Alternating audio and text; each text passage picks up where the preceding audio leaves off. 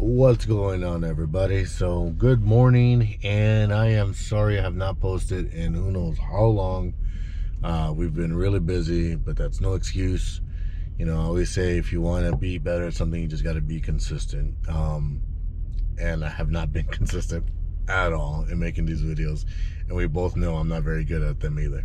But did talk to the customer of this job that we're starting today. It's a small job, but there's an important lesson behind it. A lot of my videos are DIYs or little job videos, so you kind of get some ideas, stuff like that. I never made it, but I know what it takes. I'm motivated by a mix of emotion. Got my statement, and I'm reading it slow so I can. Now this one, homeowner had already had a contract. They already had somebody planned up to do their concrete, and then they were also going to take care of their turf, or have someone else that they knew in their network to take care of the turf. So he didn't know any difference. He was just like, okay, cool, yeah, I'll trust the guy, he's a contractor. That's the thing, the homeowners trust us. We are the professionals. We can either make their house a great experience, or we can really screw some stuff up, if you know what I'm trying to say. But I had a previous customer, so that ended up giving a referral and said, hey, you know what, I know you're getting this work done. I got someone that did ours, give them a call, see what's going on, just whatever. And he gave me a call, and I'm sure, he, like I said, the other company that he has doing the concrete had already had someone in the works for him. So he could have just gone and been like, oh, well, thanks to his buddy, and just not called me. But luckily he did. Well, for me too, because that's just more work. Now this job is only a 2 to 3 day job at most. But the problem was, when he called me, I actually went over that same night, or afternoon. It was during the day he called. I picked up my son from school, and then I went to go look at the job. Now, if anyone knows me, they know that I can't do work next day. I'm not the contractor that can, okay, I'll be back tomorrow and get this done for you.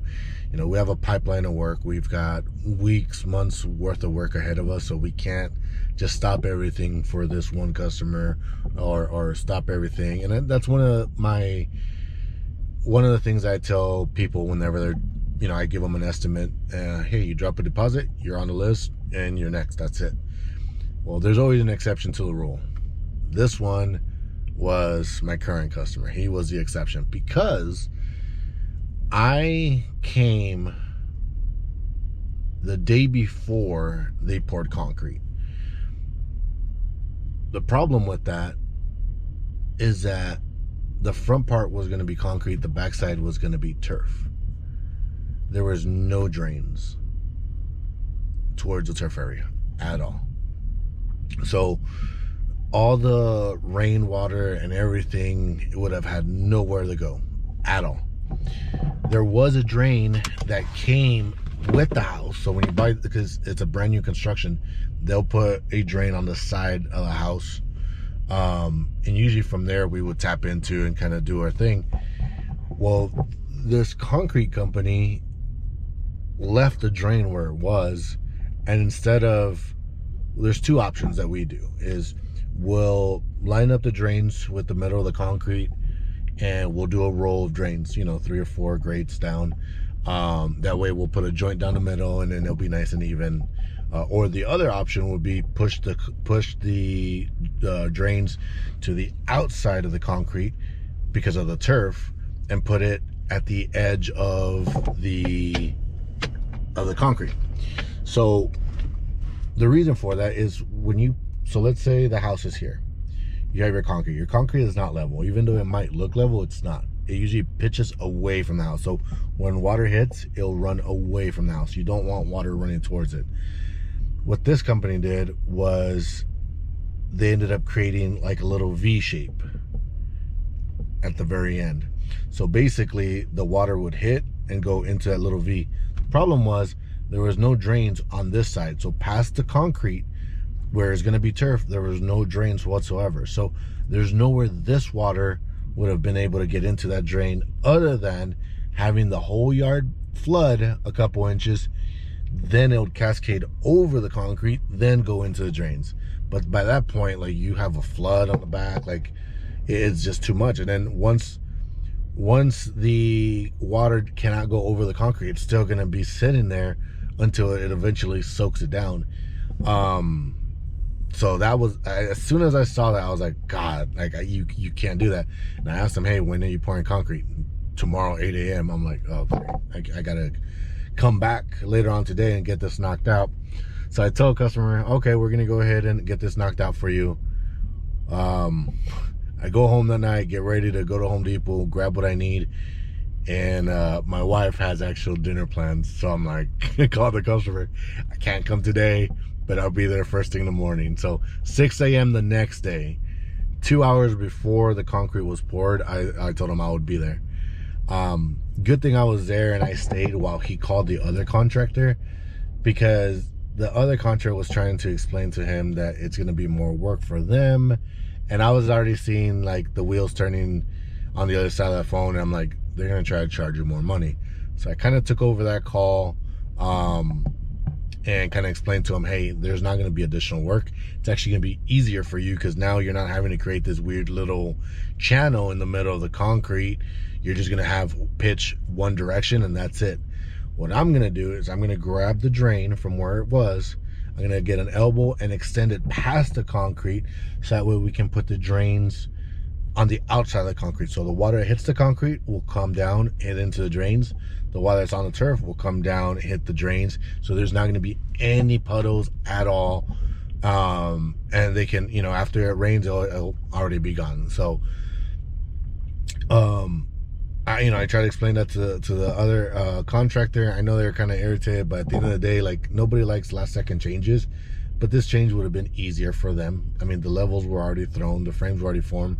They weren't going to do anything. They were literally just going to throw, you know, a straight shot, no weird channel in the concrete. So what I'm doing right now, I'm at Home Depot.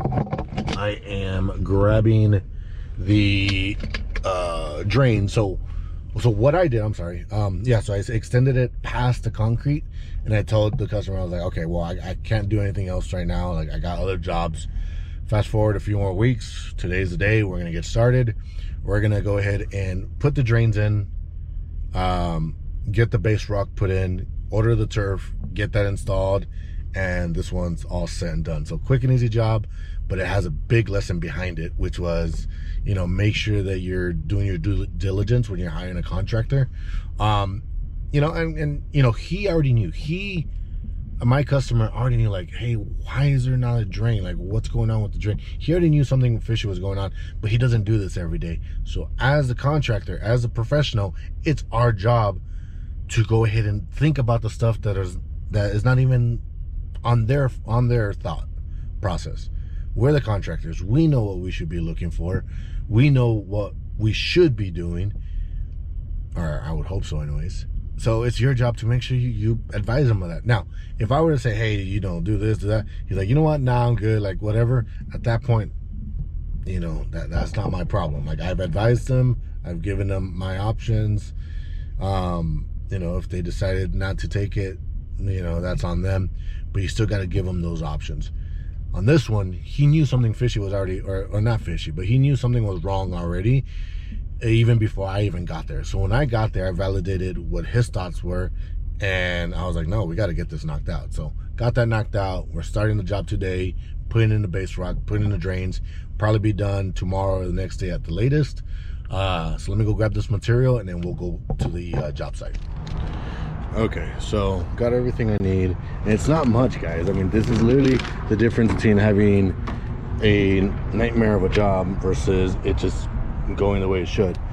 So I already got one pipe on the property, so we needed 4. So there's 4 grates, 3 T's, and 2 elbows, and that's it. I mean, I can even show you right now. So total for everything was 127 plus what I already purchased. So let's just say 150. $150 is the difference between your backyard flooding and not flooding. I mean, for the most part, 99% of the year when it's not flooded, like, yeah, everything's fine. But that one time where it starts raining and then you can't use your backyard for days, like, that's ridiculous. And heads up, that's $150 for the material. That's not what I'm charging. And I'll be upfront. For drains, for every stick installed, I charge $100. So for this one, for the customer, if I'm doing the job for the customer, it's a $400 difference. 4 sticks, $400. It's very simple. You know, take me a day to get that, or actually it'd take us about half a day to get it done. So I mean, that's, if you're looking to do work, I mean, that's a profit of what, $250 for the day. So I mean, there's money to be made here. You just got to be upfront, you got to be honest, you got to just give them the options. But yeah, that's literally it. That is all that has to be done. This $127 is a difference between having a bad experience and a good experience. And once again, thank you to LJ that his friend's gonna have a good experience now. So let me get this loaded up and get to the job site. Okay, so we are here. So originally, right here, right where this joint is, well, right around it anyways, the original concrete guys had a 2x4 that ran from here to the corner of the concrete, kind of at a diagonal, and they wanted to kind of do like a V-shape channel all the way through here. So the problem with that is that in order for water to come from out here to jump over the concrete to get to that drain over there, it would have had to have flooded this whole area before any of that. So what I did was I came in here, put that elbow, brought it out, and had it sticking out past the concrete. So we're actually gonna grab it from here, put another elbow, and then we're gonna shoot it all the way across, all the way to the very end. So that way the water that hits the concrete will come this way, will catch here. All of this will come down here, and same thing. So if you can see, we already put a chalk line. Well, I don't know if you can see with the camera, but we already put the chalk line from where we want it to where it's at. So this comes up about 2 inches. Same thing on the other side and towards the back. So that way all the material or all the water can actually come the direction that we want it. So it's gonna look flat for the customer, but it's something that as a contractor you need to know about, you need to get done. So we're gonna go ahead and start getting the base rock in. Once that's in, I'm gonna go grab some more, and then we're gonna go ahead and start trenching all this front. And then after that, turf, and that's it for this one. And this one's actually pretty easy because the width of this whole thing is I think it was 14.5, and the turf comes in 15-foot rolls. So we're not gonna have a single seam through this entire backyard. It's just gonna be one full section, which is, you know, pretty cool when it can be done that way. But yeah, let me put you guys up on a time lapse. Let me order some material, double check all my measurements, and then go from there.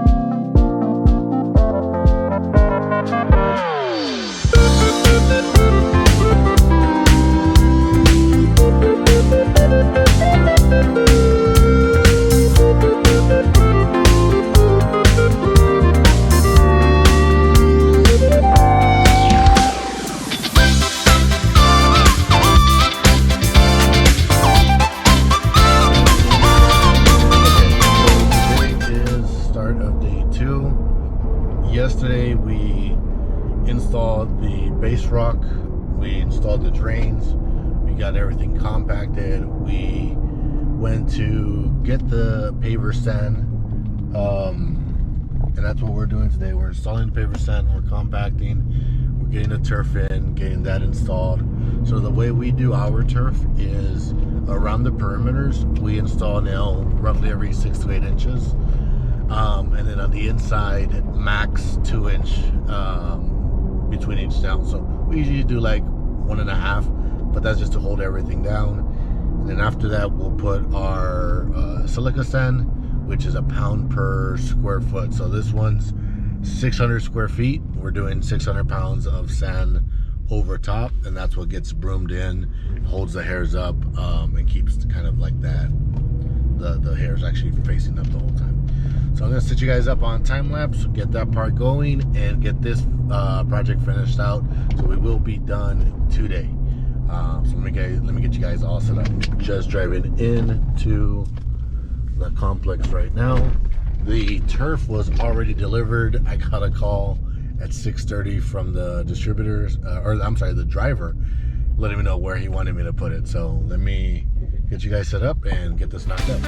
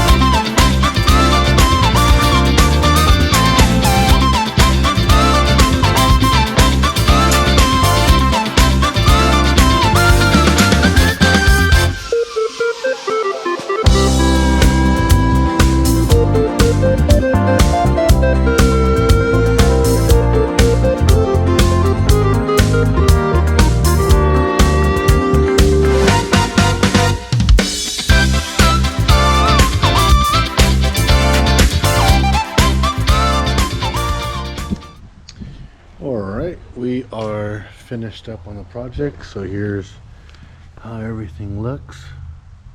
So we got, once again, this was the main focus of this project, was the drains, getting the concrete to flow this way, and then the turf to flow on this side. So we added 1, 2, 3, 4 drains out here. That way there's a lot more coverage for this whole property. But yeah, we are all set. Now, the turf looks flat, but I don't know if you're going to be able to see this on camera or not, but try to get as close as I can.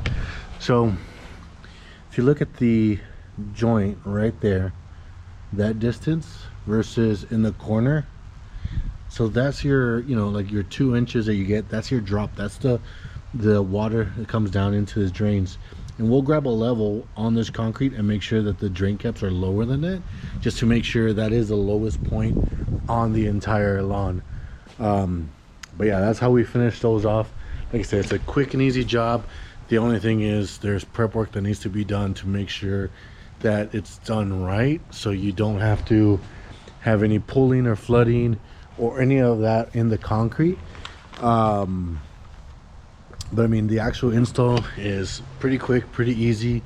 The good thing obviously here is all brand new construction, so there's not a lot of demo. It's basically just add in all the base rock, get that compacted, get the sand in there, get that compacted, and then of course get the turf. And then this one, as you saw, was super easy because it was already 14.5 feet. The roll comes in 15, so there's no seams, there's none of that. So we're able to knock this job out pretty quickly. Customer's happy. Been sending him pictures the entire way.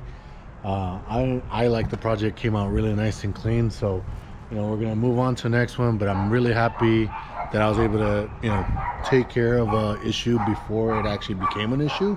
And that kind of stuff kind of makes me happy, knowing that I could try to help someone out. But for now, I'm gonna head out, get started on the next one. Tomorrow we're gonna be doing a palm removal, and we're gonna demo some concrete so we can re-pour the concrete. And so we'll get started on that tomorrow. I'm gonna start videoing my videos, or start videoing the jobs a little more, so you kind of see a little bit more of the projects that we do.